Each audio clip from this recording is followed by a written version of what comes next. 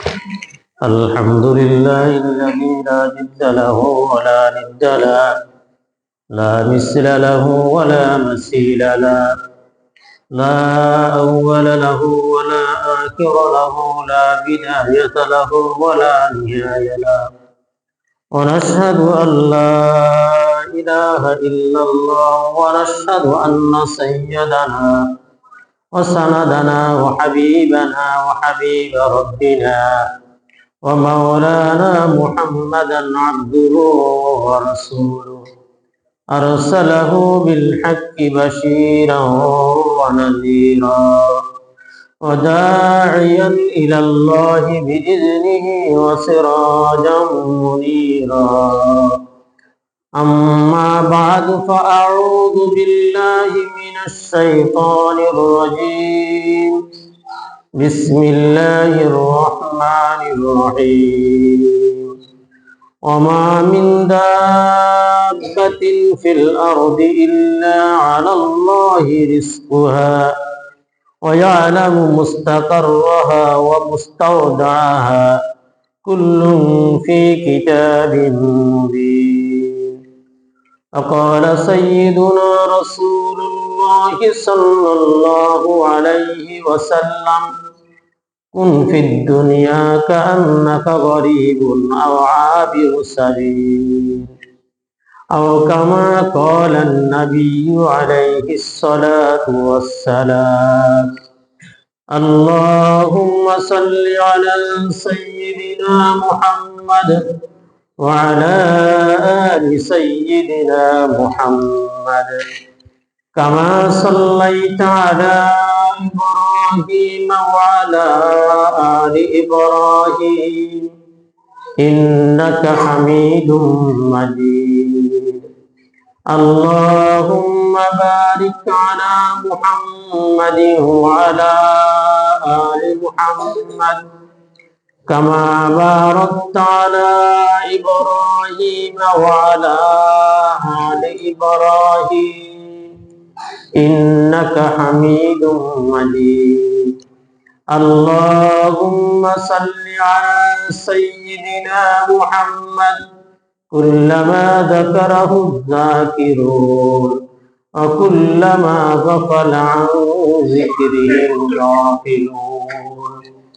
أستغفر الله الذي لا إله إلا هو الحي القيوم، وأتوب إليه، لا حول ولا قوة إلا بالله العلي العظيم. أستغفر الله الذي لا إله إلا هو الحي القيوم، وأتوب إليه، لا حول ولا قوة إلا بالله العلي العظيم. মুআজ্জাজ মুহতারাম মুরব্বিয়ান আযম আজিজ তালাবায়ে মাদ্রাসা দারুল উলুম, আল্লাহ তাআলার অসংখ্য অগণিত শুকরিয়া আদায় করি যে রব্বে কারীম আমাদের সকলকে জুমার দিন শত ব্যস্ততাকে, হাজারো ব্যস্ততাকে পিছনে রেখে আল্লাহ তাআলার সুস্থতার জিন্দেগি দান করেছেন। এই সুস্থতার হায়াত নিয়ে, সুস্থতার শরীর নিয়ে আল্লাহ তাআলার ঘরে আসার এবং বসার তৌফিক দান করেছেন।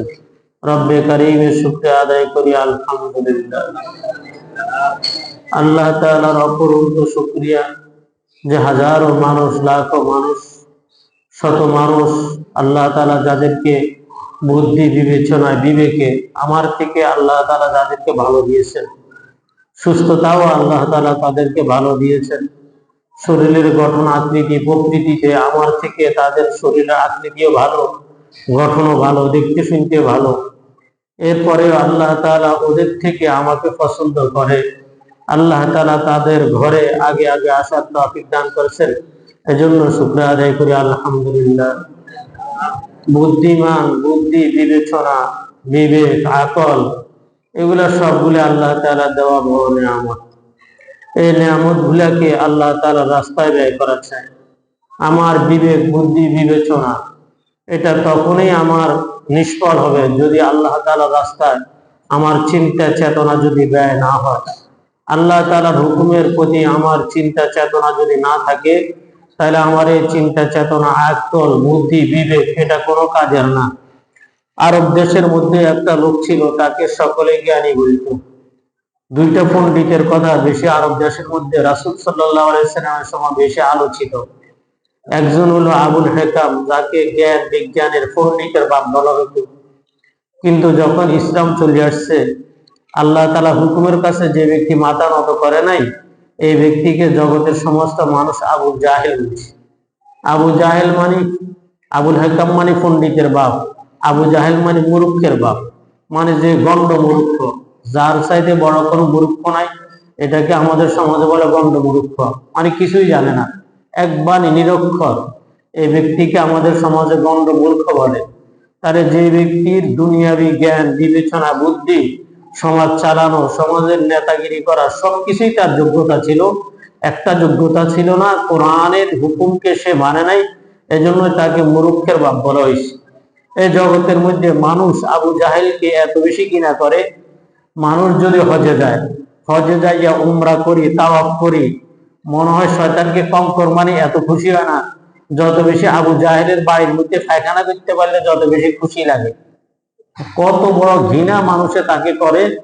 যে ব্যক্তি সবচাইতে পৃথিবীর মধ্যে, যে ব্যক্তি সবচাইতে বড় কাফের, এই ব্যক্তি আজ পর্যন্ত তার সন্তানের নাম আবু জাহেল রাখে নাই, এত বেশি ঘৃণা করে। তাহলে দ্বীনের জ্ঞানের সহিত, আল্লাহ হুকুমের সহিত যার কোনো সম্পর্ক নাই, তাকে আবু জাহেল বলা হয়। কিন্তু যদি এখন যদি কোনো মানুষকে এলমিদিন শিখা না থাকার কারণে, কালিমাটা না পারার কারণে, 4টা সূরা না পারার কারণে, অজুর দোয়া, অজু করার নিয়ম, নামাজ পড়ার নিয়ম কেউ যদি না পারে, তাকে যদি আবু জাহেলের গোষ্ঠী বলে, ইমাম সাহেবের চাকরি থাকবো, ইমাম সাহেবের চাকরি থাকবো না। যে ব্যক্তি আবু জাহেল বলবে, সাথে সাথে তাকে নিয়ে ছুটবে। কিন্তু আসলে আবু জাহেলকে যে কারণে আবু জাহেল বলছে, আমার মধ্যে যদি সব উপকরণ পাওয়া যায়, তা আমাকে আবু জাহেলের উত্তরাধিকারী বলতে অসুবিধা কি? আমাকে এক জ্ঞানী লোকে, মানে যারা বর্তমান সমাজে যাদেরকে জ্ঞানী বলা হয়, এরকম একজন ভাই আমাকে প্রশ্ন করলেন যে, হুজুর বলেন তো, রাসূলুল্লাহ সাল্লাল্লাহু আলাইহি ওয়াসাল্লামের বংশধর আছে কিনা? আমি বললাম যে আছে। আবু বকরের বংশধর আছে কিনা? আমি বললাম আছে। ওমরের বংশ? আমি বললাম তাও আছে। ওসমানের বংশ? আমি বললাম তাও আছে। কত আবু জাহেলের বংশ কি নাই? আমি বললাম আছে। কত এই কথা আপনারা কর না কিনলে? আমি আসলে তো আছে, কইতে গেলে দিদি পদ এটা কই না আর কি। তো আসলে মানে সমস্যাটা হলো এই কথাই বুঝাইতে চাইছি, যারা আল্লাহ তাআলার হুকুমের কাছে মাথা নত করে না, তারা যত বড় জ্ঞানী হোক, তারা আসলে প্রকৃত জ্ঞানী নন। রাসূলুল্লাহ সাল্লাল্লাহু আলাইহি ওয়াসাল্লামের সামনে দুইটা গ্রুপ হতে বসতেন, এক হলো আবু জাহেলের গ্রুপ, আরেকটা হলো বেলাল হাবশী রাদিয়াল্লাহু তাআলা আনহুর গ্রুপ। দুইটা গ্রুপ কি ঈর্ষণীয় ব্যক্তি না? সবচাইতে ঘৃণিত হইল কে? সবচাইতে ঘৃণিত হইল আবু জাহেল। আর সবচাইতে প্রিয় কে? সবচাইতে প্রিয় হইল বেলাল রাদিয়াল্লাহু তাআলা আনহু। জগতের মধ্যে বেলাল নাম কিরকম আছে যদি হিসাব করে, কত কোটি, কত বিলিয়ন, কত মিলিয়ন বেলাল নাম আছে, হিসাব করতে পারবেন নি। অন্তত তালুসাদপুরে হিসাব করলে তো আমার মনে হয় আমগো বাড়ির একটু উত্তরে 8-10 জন আছে বেলাল। প্রতিটা বাড়িতে সবাই বেলাল নামে একজন না একজনের নাম রাখছেন। বেলাল তিনি এত গ্রহণীয় হয়েছে কেন? বলে বেলাল তিনি যদিও আফ্রিকার লোক, তিনি যদিও হাবশার লোক, তিনি যদিও কালো ছিলেন, চেহারার ভালো ছিল না, আকৃতি সৌন্দর্য ছিল না, শুধুই রাসূলের সামনে রাসূলকে রাসূল হিসেবে স্বীকার করছেন, আল্লাহ তাআলার হুকুমের কাছে মাথা নত করছেন। এজন্যই বেলাল রাদিয়াল্লাহু তাআলা জগতের সকলের কাছে গ্রহণীয় হয়ে গেছে। বেলাল রাদিয়াল্লাহু তাআলা কেমন ছিলেন না বললেই ভালো লাগে না। এজন্য সাহাবায়ে কেরাম কিছু নাম আসলে মাঝে মধ্যে মনসে কিছু প্রশংসা করি। রাসূলুল্লাহ সাল্লাল্লাহু আলাইহি ওয়াসাল্লাম মেরাজে গেলেন, তো সামনে যেন কার পায়ের আওয়াজ আসতেছে। জিবরাইল আলাইহিস সালামকে জিজ্ঞাসা করলো, ভাই জিবরাইল বলো তো এটা কার পায়ের আওয়াজ? বললো যে এটা বেলালের পায়ের আওয়াজ। বললো বেলালের এত অধিকার? বললো হ্যাঁ, বেলালকে আল্লাহ তাআলা এত পছন্দ করেন, এজন্য বেলালের পায়ের আওয়াজ জান্নাতের মধ্যে আপনার আগে আগেই চলতেছে। বেলালে জান্নাতে রাসূলুল্লাহ সাল্লাল্লাহু আলাইহি ওয়াসাল্লাম আগে কেন পায়ের আওয়াজ চলতেছে? বলে যে জমিনের মধ্যে রাসূলুল্লাহ সাল্লাল্লাহু আলাইহি ওয়াসাল্লাম যখন চলতেন, তো বেলাল রাদিয়াল্লাহু তাআলা জমিনের মধ্যে রাসূলুল্লাহ সাল্লাল্লাহু আলাইহি ওয়াসাল্লাম আগে আগে হাঁটতেন। কেন রাসূল সাল্লাল্লাহু আলাইহি ওয়াসাল্লাম আগে বেলাল হাঁটতেন বলে যে সামনে কোনো কাঁটা আছে কিনা, সামনে কোনো কষ্টদায়ক জিনিস আছে কিনা। এটার জন্য বেলাল রাদিয়াল্লাহু তাআলা আগে আগে হেঁটে এগুলাকে সরাইয়া দিতেন। আল্লাহ তাআলা এত পছন্দ হয়েছে, যার কারণে জমিনে যেরকম রাসূলের আগে বেলাল হাঁটতো, আর জান্নাতের মধ্যে বেলালকে আল্লাহ তাআলা আগেই দিতেছেন। বেলালের মর্যাদা কতটুকু বেশি। সাউথ আফ্রিকার লোকেরা দুইটা ব্যক্তি সম্পর্কে বেশি তারা গর্ব করে, দুইটা ব্যক্তি নিয়ে তারা বেশি অহংকার করে। এক হলো লোকমান আলাইহিস সালাম, আরেকটা হলো বেলাল রাদিয়াল্লাহু তাআলা। রাসূলুল্লাহ সাল্লাল্লাহু আলাইহি সাল্লাম একদিন বেলালকে বলতেছেন, আনফিক ইয়া বেলাল ওয়ালা তাকশা ওয়ালি ইকলালা। হে বেলাল, তোমাকে একটা জিনিস বলি, সেটা হলো আল্লাহর রাস্তায় বেশি বেশি খরচ করবে। ওয়ালা তাকশা ইকলালা, কখনো কমে যাওয়ার ভয় করিও না। যা আল্লাহ তাআলা তোমাকে দিয়েছে তাই খরচ করে ফেলবা, আগামী দিনের জন্য কিছু রাখার দরকার নাই। এটা কে বলছেন? আল্লাহ তাআলা। আল্লাহ নবী সাল্লাল্লাহু আলাইহি সাল্লাম বেলাল রাদিয়াল্লাহু তাআলা আনহুকে বলছেন, আজকে আমাদের ধন সম্পত্তি আমাদের কাছে কম না বেশি? তুলনামূলক অনেক বেশি, অনেক অনেক বেশি। সাহাবায়ে কেরামদের থেকে সাহাবায়ে কেরামের ধন সম্পদের কথা যদি আলোচনা করা হয়, আমাদের আলোচনা করা হয়, তাহলে আমাদের ধন সম্পদ অনেক বেশি না? আমাদের ধন সম্পদ অনেক বেশি। আর আমাদের বুদ্ধি, আমরা বেশি বুদ্ধিমান। একটু চিন্তা করে দেখেন, বেলাল রাদিয়াল্লাহু তাআলা আনহু, সালমান ফারসি রাদিয়াল্লাহু তাআলা আনহু, তারপরে ওমর ফারুক, ওসমান, আলী, কে বেশি বুদ্ধিমান বলেন? সাহাবায়ে কেরাম বেশি বুদ্ধিমান ছিলেন। তারা বেশি বুদ্ধিমান কেন ছিলেন? তারা স্থায়ী চিন্তা করতেন, আর আমরা অস্থায়ী চিন্তা করি। আমরা অস্থায়ী চিন্তা করি। আমরা টয়লেটের মধ্যে টাইলস কিভাবে সুন্দর লাগাবো এটার চিন্তা করি, টয়লেটের মধ্যে কেমনে যায় বসলে আরাম হবে এটার চিন্তা করি। তারা এগুলোর চিন্তা করতেন না। তা আমরা দুনিয়াকে যত সাজানো মনে করতেছি, তারা আখিরাতকে সাজানোর চিন্তা করতেন। দুনিয়া সাজানোর চিন্তা তারা করতেন না। তারা বাইতুল খালার মতো, টয়লেটের মতো দুনিয়াকে মনে করতেন। আর আমরা সবচেয়ে এখন আমরা কি কি বেশি প্রাধান্য দিই বলেন? ঘরের রুম যদি টাইলস না হয়, ঘরের রুমের মধ্যে যদি সুন্দর না হয়, কিন্তু টয়লেটটা সবচেয়ে বেশি সুন্দর আমাদের। আমরা কিসের পিছনে মেহনত করি? পায়খানার পিছনে আমাদের মেহনত। আমাদের মেহনত হলো পায়খানার পিছনে, এই ঘামটা জিনিসের পিছনে আমাদের মেহনত সবচাইতে বেশি। অথচ রাসূলুল্লাহ সাল্লাল্লাহু আলাইহি সাল্লাম বলেন, কুন ফিদ দুনিয়া কান্নাকা গরীবুন আও আবিরুস সাবিল। দুনিয়ার মধ্যে তো এমনি ভাবে থাকো যেন তুমি একজন পথিক। পথিক যেরকম পথ দিয়ে চলতেছে, কখনো তার স্টেশন নাই, যেখানে যাইবে সেখানে তার স্টেশন। তুমি তো দুনিয়ার মধ্যে এরকম চলো, আর নতুবা একজন মুসাফিরের মতো চলো। আও আবিরুস সাবিল, না না রাসূলুল্লাহ, না না, তুমি দুনিয়ার মধ্যে পথিকের মতো চলিও না, বরং তুমি একজন মুসাফিরের মতো চলো। মুসাফিরের যেরকম ঘর বাড়ি নেই, আজকে এখানে কালকে ওখানে, পরশু এখানে, এভাবেই চলতে থাকে। তুমি দুনিয়ার মধ্যে এভাবেই চলার দরকার। আমাদের মধ্যে তো এরকম কোনো চিন্তা চেতনা নাই। তাহলে এই বেলাল রাদিয়াল্লাহু তাআলা আনহু রাসূল বলেন, আনফিক ইয়া বেলাল ওয়ালা তাকশা ইকলালা। হে বেলাল, খরচ করতে সমানে খরচ করো। ওয়ালা তাকশা ইকলালা, তুমি তোমার শেষ হয়ে যাবে এটাকে তুমি ভয় করিও না। কেন?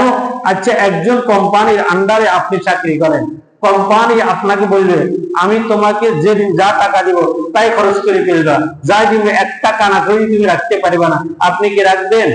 রাখবেন না। কেন? কোম্পানির অর্ডার হইল যা টাকা দিবে তাই খরচ করে ফেলবা।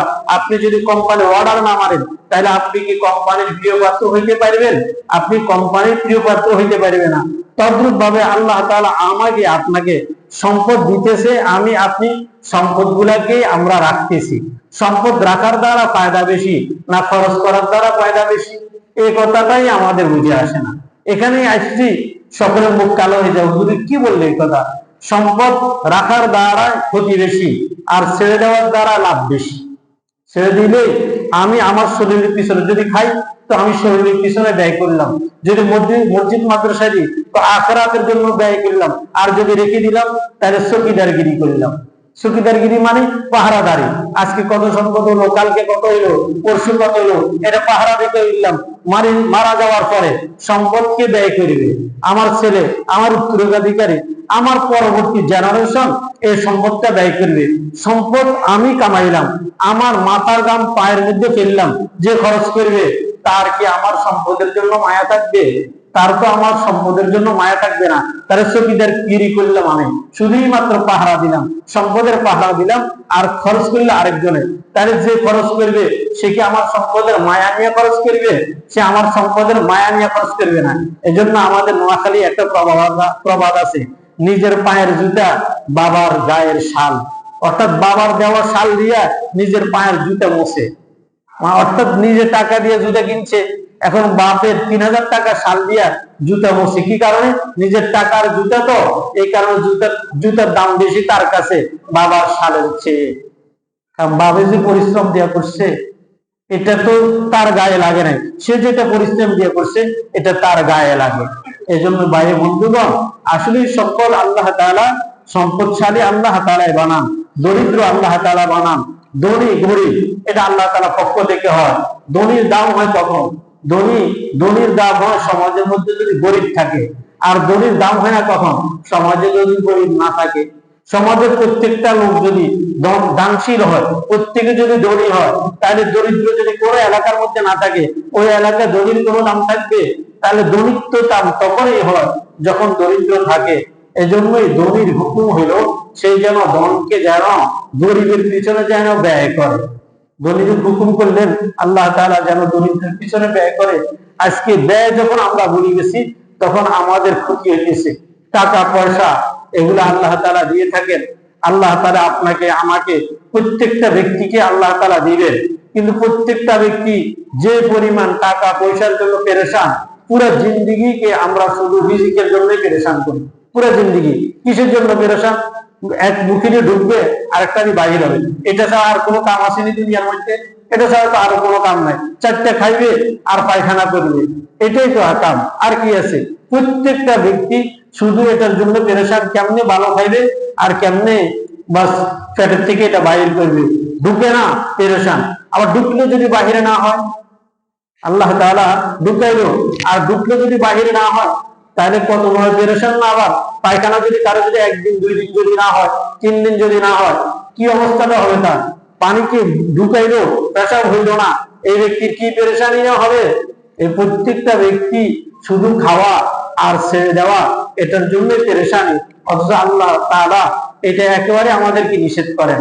আমরা যেন এটার জন্য যেন পেরেশানি না হই। রিজিকটা আল্লাহ তাআলা দিবেন। সূরা হুদের 6 নম্বর আয়াতের মধ্যে আল্লাহ তাআলা বলেন, ওয়া মা মিন দাব্বাতিন ফিল আরদি ইল্লা আলাল্লাহি রিজকুহা ওয়া ইয়ালামু মুস্তাকাররাহা ওয়া মুস্তাওদাহা কুল্লুন ফি কিতাবিম মুবিন। জলস্থলের মধ্যে যত প্রাণী আছে সমস্ত প্রাণীর রিজিকের জিম্মাদার আল্লাহ তাআলা নিয়ে নিছেন। ওয়া ইয়ালামু মুস্তাকাররাহা ওয়া মুস্তাওদাহা, সে যেখানে তার ঠিকানা, অস্থায়ী ঠিকানা আর স্থায়ী ঠিকানা হোক, দুটো ঠিকানার খবর আল্লাহ তাআলা জানেন। কুল্লুন ফি কিতাবিন মুবিন, আল্লাহ তাআলা কিতাবের মধ্যে স্পষ্ট ভাবে এ কথা উল্লেখ করছেন। অর্থাৎ কোন ব্যক্তি যদি জন্মগ্রহণ করে, একটা সন্তান বাপের ঘরে আসছে, আসার পরে সন্তানের জিম্মাদার কার কাঁধে? বাপের কাঁধে। তো বাবা মনে করে সন্তানকে আমি খাওয়াই, আল্লাহ তাআলা বলেন না, তুমি খাওয়াও না, বরং আমি খাওয়াই।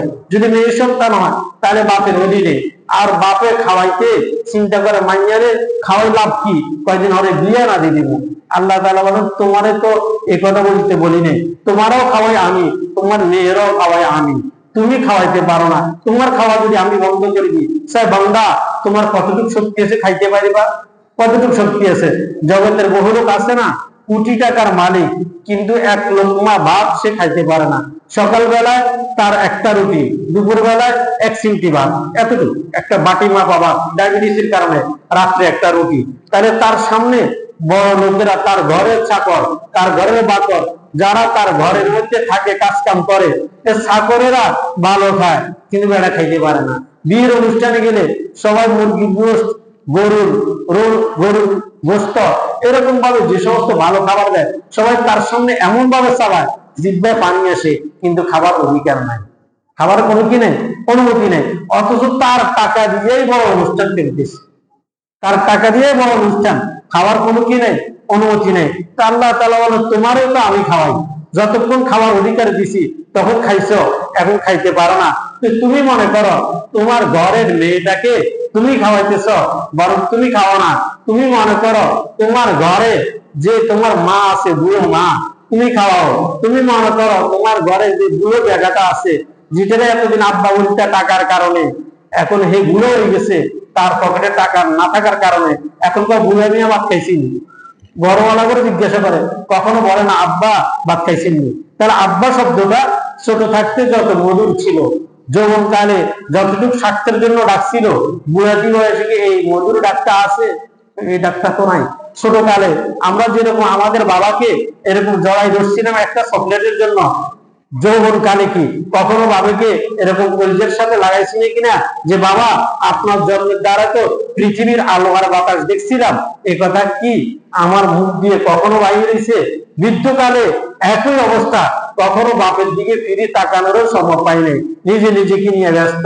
জিজ্ঞাসা করি মাঝে মধ্যে, বুড়া মিয়া কিছু খাইছিনি? যদি বাপের জন্য কদর থাকে। আর নতুবা বুড়া মিয়াটাকে বড় পেরেশানি বড় মনে হয়। তা আল্লাহ রাসূল সাল্লাল্লাহু আলাইহি সাল্লাম বলেন, আলা তুরজাকুনা বিজওয়াফাইকুম, খবরদার তোমাদেরকে বলিনি, তুরজাকুনা বিজওয়াফাইকুম, এই মিয়া তোমরা তো খাবার দি তোমাদের ঘরের দুর্বলদের কারণে। তোমরা যে খাও, তোমরা মনে করো তোমার বাবাকে তুমি খাওয়াও, ঘরের বুড়িকে তুমি খাওয়াও, তোমার প্রতিবন্ধী মেয়েকে তুমি খাওয়াও, তোমার অবলা মেয়েকে তুমি খাওয়াও, আরেকজনের একটা মেয়েকে তোমার ঘরে আনছো, যার নাম তুমি রাখছো স্ত্রী, শুধুই মাত্র তার দ্বারা ঘরের কাম করাও। তুমি তোমার স্বার্থে সবসময় ব্যবহার করো, 19-20 তুমি 2-4টা লাগাই দাও। কি সমাজের মধ্যে কি এরকম নাইনি? অন্যের মেয়েকে নিজের স্ত্রী বানাইয়া তাকে কর্মচারী মনে করি। সমাজে কি এরকম লোক কম না বেশি? অনেক বেশি। স্ত্রীটাকে এরকম মনে করতে পারেন না এটা আমার অর্ধাঙ্গিনী, এটা আমার সেবিকা নয়, বরং আমার ঘরে আল্লাহ তাআলা আমার দিল সুপুরতের জন্য আল্লাহ তাআলা আমাকে দান করছেন, এটা আল্লাহ তাআলা আমাকে দান করছেন।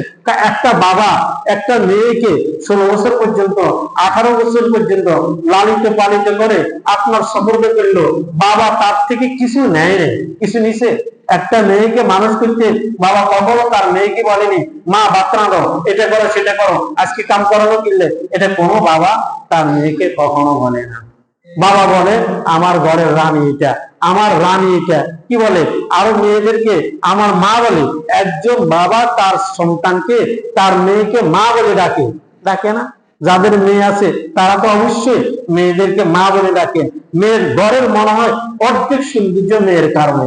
যেদিন ঘরের মধ্যে মেয়ে না থাকে ওদিন ঘরটাকে একেবারে শূন্য ঘর মনে হয়।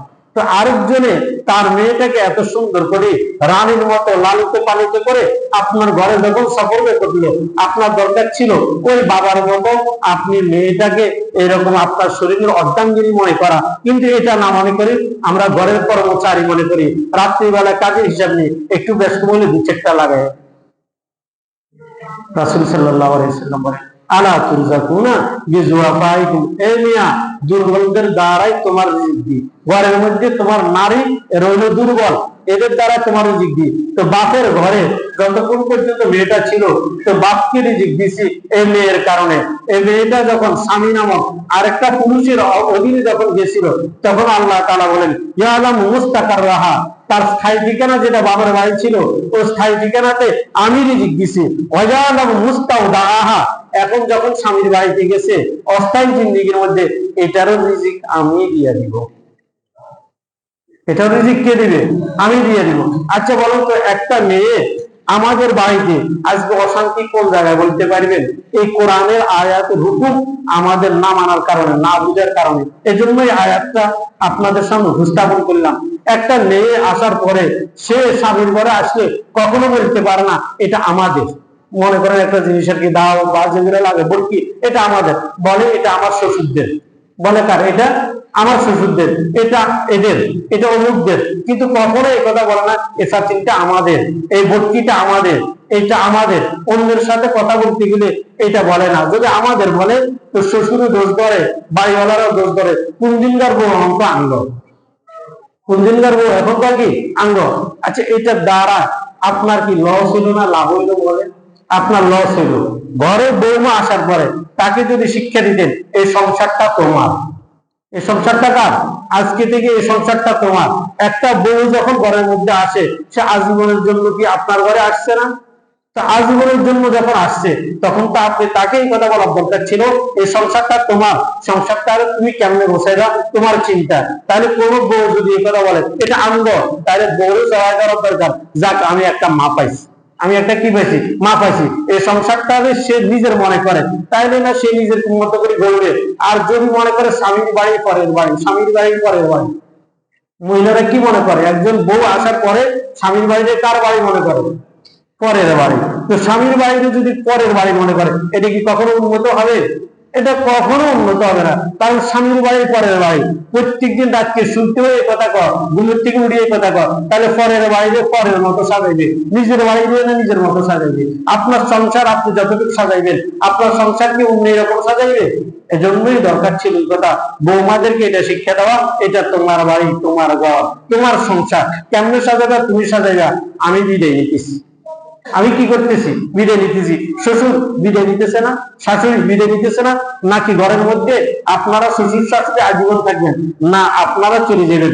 আপনাদের স্থান এই বউ দখল করবে, আপনার নাতি দখল করবে, আপনার ছেলে দখল করবে। তাহলে স্থান যারা দখল করবে তাদেরকে সুন্দর করে দখলটা বুঝাই দিলে এটা সবচেয়ে ভালো হইতো না? এই ভালোটাই তো আমরা বুঝি না। তো আল্লাহ তাআলা বলেন, ইয়ালামু মুস্তাকাররাহা ওয়া মুস্তাওদাহা, এই মেয়েটা যতদিন পর্যন্ত তার বাড়ির মধ্যে, তার বাপের বাড়ির মধ্যে অস্থায়ী ভাবে ছিল সেটাও আমি জানি। আবার যখন তার স্বামীর বাড়িতে স্থায়ী ভাবে আসতো আমি সেটাও জানি। আমি দনজনের রিজিক দিয়া দিই। যেখানে মেয়েটা যাইবে সেখানে তার উসিলায়, তার অধীনস্থ, তার যে নেতা, তার যে আমির সাহেব, যার অধিকারে সেটাকে, তাকে আমি রিজিক দিই। কার উসিলায়? দুর্বলদের উসিলায় সবলদেরকে আল্লাহ তাআলা রিজিক দান করেন। তাহলে সবলরা এই কথা বোঝার দরকার, আমি খাওয়াই না, আমি পড়াই না, বরং আমাকে তাদের কারণে আমাকে খাওয়ায় আল্লাহ তাআলা, আমাকে তাদের কারণে খাওয়ায়। একটা আমাদের এই মাদ্রাসা, অনেক এতিম ছাত্র আছে, দরিদ্র ছাত্র আছে, তাদের উসিলায় মাদ্রাসা চলে, আমরাও তাদের উসিলায় ছিল। তাহলে আমাদের এটা বোঝার দরকার, দরিদ্র আর এতিম ছাত্র এটা আমাদের জন্য বড় এক সম্পদ। এদের দুর্বলতার কারণে আমাদের মাদ্রাসাগুলো সুন্দরভাবে চলতেছে। আল্লাহ তাআলা এইরকম ভাবে খাওয়ায়। একজন বিশেষজ্ঞ ডাক্তার, তিনি একটা হোটেলের সামনে দাঁড়ান, তো দাঁড়াই, তিনি আর মেহমান আসবে, একটা গ্রিলের অর্ডার দিছে, অর্ডার দিয়ে দুইজন ভিক্ষুক হোটেলের সামনে বসে বসে কথা কইছে। একজন কইতেছে খুব খিদে লাগছে, এক ভিক্ষুক আরেক ভিক্ষুক কি কর, খুব খিদে লাগছে। তার ভিক্ষুক কর, আল্লাহর কাছে দোয়া কর, আল্লাহ খাওয়াইবে। তো ডাক্তার সাহেব দাঁড়ায় চিন্তা করতেছে, ভিক্ষুকে কি করবে, আল্লাহ খাওয়াইবে। দুটোটা ভিক্ষুক, একটা কয় কি খিদে লাগছে, আরেকটা কয় আল্লাহ খাওয়াইবে। কিছুক্ষণ পরে ডাক্তার কাছে ফোন আসছে, তার বন্ধু ফোন করছে, বন্ধু ফোন করে, বন্ধু তোর তো ওয়াদা দিছে আসমু, আসতে পারতাম না, মনে কষ্ট দিচ্ছে। এই লোকটা মোড়ক লইতে বাধ্য, তো গিরিলটা লইয়া ধুমো মিসকিনকে খাওয়াই দিছে। তাহলে কথা ঠিক হয়েছে না? কিছুক্ষণ আগে বলছে কি যে আল্লাহ খাওয়াইবে, এক মিসকিন বলছে খিদে লাগছে, আরেক মিসকিন বলছে বন্ধু চিন্তা করছে আল্লাহ খাওয়াইবো। মুহূর্তের মধ্যে আল্লাহ তাআলা খাওয়াইছে না? আল্লাহ তাআলা কার রিজিক কোথায় রাখে, আল্লাহ তাআলা এটা আল্লাহ তাআলার এলিমে আছে। আল্লাহ তাআলা আপনাকে আমাকে কেমনে খাওয়াবো আপনি আমি কখনো চিন্তা করতে পারবো না। আজকে বিকালে কোথায় খাইবেন এটা কেউ কি বলতে পারবেন বুকে হাত দিয়া? কেউ বলতে পারবেন না আজকে বিকালে আপনি কোথায় খাইবেন, রাত্রে কোথায় খাইবেন, এটাও করতে পারবেন না। পাকিস্তানের একটা ঘটনা আপনাদেরকে শুনে। পাকিস্তানের কোয়েটা অঞ্চলের মধ্যে এক ভাই বসবাস করেন, তেনার মূলত বসবাসের আরেকটা ছাত্রীর জায়গা হলো কোয়েটা অঞ্চলে, তো তিনি এখানে বসবাস করেন। তো ঘটনাচক্রে বাসার মধ্যে আছেন বাচ্চা, বাচ্চা মানুষের যেরকম খাবার দিলে বাচ্চা মানুষের অনেক সময় খেলাধুলা খায়, তো তাকে কিছু সোলাবট দিছে, তো সোলাবটকে আমরা হাত বেড়ে মেলায় মেলায় খায়, নিক্ষেপ করি আর কি, একটা একটা করে নিক্ষেপ করে খায়। তো একটা সোলা তার নাকে ঢুকে গেছে। এখন ঢুকে যাওয়ার পরে এটাকে বাহির করতে গেছে, এটা বাহির করতে পারে না, আঙুলের দ্বারা আরো ভিতরে, তার মার কাছে গেছে, মা যখন ধরতে গেছে আরো ভিতরে চলে গেছে।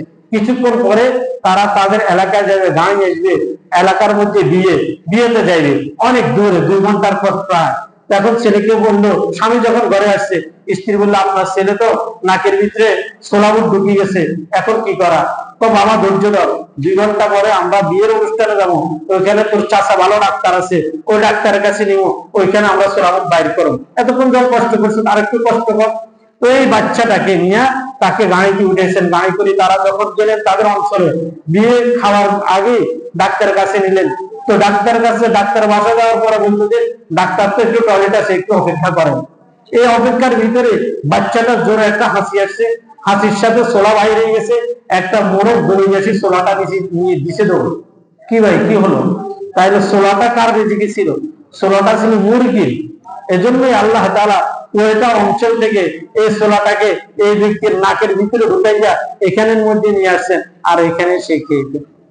এভাবেই তো আল্লাহ তাআলা রিজিক কখন আল্লাহ তাআলা কাকে কিভাবে দেন কে বলতে পারবেন। এজন্যই সবসময় আল্লাহ তাআলার উপর সফল হওয়ার দরকার। আমাকে আল্লাহ তাআলা রিজিক দিবেন, আমার সন্তানকে আল্লাহ তাআলা রিজিক দিবেন, সবাইকে আল্লাহ তাআলা রিজিক দেয়। আমরা মনে করি আমাদের বিদ্যা বুদ্ধি বিবেচনার দ্বারা রিজিক আসে। যদি বিবেক বুদ্ধি বিবেচনার দ্বারা রিজিক আসতো, তা আপনার রিজিক বন্ধ কেন? আপনার রিজিক বন্ধ কেন? আপনার ঘরের মধ্যে চাকর বাকরে খাইতেছে, আপনার ডায়াবেটিস নামক একটা রোগ দিয়া আল্লাহ তাআলা বুঝিয়ে দিয়েছেন, তোমার যদি সুস্থ সবলতা তোমার ব্রেনের দ্বারা যদি রিজিক হয়, এখন দুই লোকমা খাও না, এখন তো খাইতে পারো না। তাহলে বুঝা গেল রিজিক আমার দ্বারা হয় না, বরং আল্লাহ তাআলা যাকে রিজিক দিতে চান আল্লাহ তাকেই রিজিক দিয়ে দেন। এজন্য রিজিক যখন যতটুকুই হয় এতটুকুর উপরে আমাদের শুকর করার দরকার। রাসূলুল্লাহ সাল্লাল্লাহু আলাইহি সাল্লাম বলেন, আল গিনা গিনান নাস। এই কথাটা প্রত্যেকটা মানুষের পেরেশানিকে দূর করে। একজন মানুষ তার রিজিকের জন্য বাইরের দেশের মধ্যে পাড়ি দেয়, একজন মানুষ তার উপার্জনের জন্য বছরকে বছর বাইরে চলে যায়। আল্লাহ তাআলা কোন ব্যক্তি যদি জায়গায় বসে আল্লাহ তাআলার উপর সবর্দ করে, আল্লাহ তাআলা তাকে খাওয়ান, আল্লাহ তাআলা তাকে কি করেন? খাওয়ান। আমাদের সমাজের মধ্যে কয় ধরনের মোরগ আছে? আমাদের সমাজের মধ্যে দুই ধরনের মোরগ আছে। এক ধরনের মোরগকে আমরা ফার্মের মোরগ বলি, ব্রয়লার মোরগ বলি বা কক মোরগ বলেন, এগুলো একটা মোরগ আছে। আরেকটা মোরগ আছে প্রতিটা বাড়ির মধ্যে যে মোরগ গুলাকে লালন পালন করে, এগুলো হলো মোরগ। মোরগ না? এই দুইটা মোরগের মধ্যে কোন মোরগ কিভাবে খায় একটু চিন্তা করেন। ব্রয়লার মোরগ তার সামনে রাখে দেয় আর সে আদার গুলাকে খায়, আর আমাদের বাড়ির মধ্যে যেগুলোকে খাঁচার মধ্যে রাখে এগুলা পুরো দিনে একবারে চড়ি বড়ি, সন্ধ্যাবেলা ঘরে আসে চড়ি বড়ি পোকামাকড় খায়। তাহলে দুইটা দুই রিজিক দুইভাবে খায়। তো ব্রয়লার মুরগিকে কেন বসায় খাওয়া? একটু চিন্তা করেন। কক মুরগিকে কেন বসায় খাওয়া? বলে মালিক বলে যে তোর দ্বারা আমার ইনকাম হবে, তোর দ্বারা আমার কি হবে? ইনকাম হবে। তোকে বিক্রি করলে একটা মোরগের দাম 500 টাকা, একটা মোরগের দাম 300 টাকা, তো তোর দ্বারা তো আমার লাভ হয়। এই জন্য তুই কত খাইতে চাস খা, 1 মাস পরে তোরে বিক্রি করে টাকা উপার্জন করো। আর ঘরের মধ্যে খাসা মোরগ, এটা সহজে এটার দ্বারা উপার্জন হয় না, এটা সময় নেয়। কয় যে তোর দ্বারা যখন উপার্জন নাই, তোর প্রতি আমার খেয়ালও নেই। আমাদের অবস্থা এরকম, যে ব্যক্তি আল্লাহর উপর সবর্দ করে দিবে নিজেকে, যে আমি আল্লাহর জিকির করব, আল্লাহর উপর নিজেকে সবর্দ করে দেব, তা আল্লাহ তাকে ব্রয়লার মুরগির মতো বসে বসে খাওয়াইবে। আর যে ব্যক্তি নাফরমানি করবে, আল্লাহ তাআলার হুকুমের উপর চলবে না, তো আল্লাহ তাআলা গরওয়ালা মুরগির মতো রাখবে। সে কখনো এখানে পোকামাকড় খাইবে, কখনো ওইখানে যাবে, কখনো ওইখানে যাবে, সে তার ঠিক মতো খানাও পাইবে না। তাহলে খানা আধা পেটে হয়, কখনো খালি পেট হয় কার? যে ব্যক্তি মালিকের কোনো উপকারে আসে না। দুধওয়ালা গরুর যে দাম, লাঙ্গিয়া গরুর সে দাম আসেনি।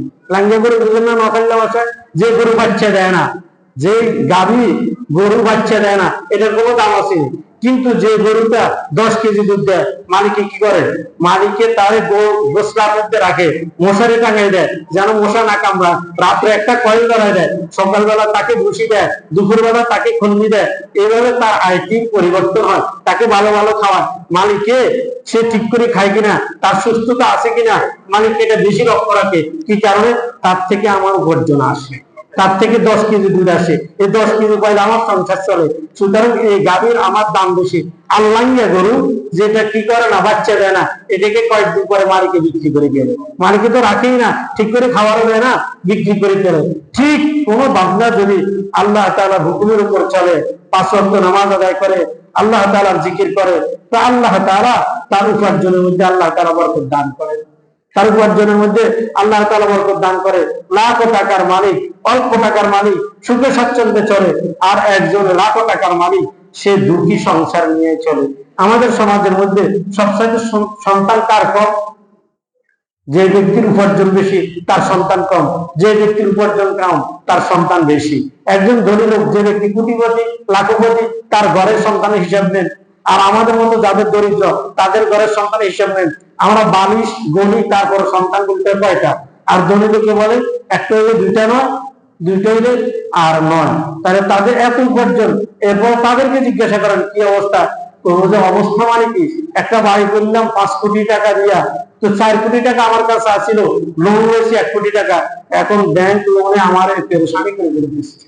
ব্যাংক লোনে আমাকে পেরেশানি করতেছে, তাহলে ওই ব্যক্তি বড় পেরেশানি আছে, আর ওই ব্যক্তি খুব সুখে আছে যে ব্যক্তি দরিদ্র, কারণ সে ব্যক্তি আল্লাহ তাআলার উপর ভরসা করেছে।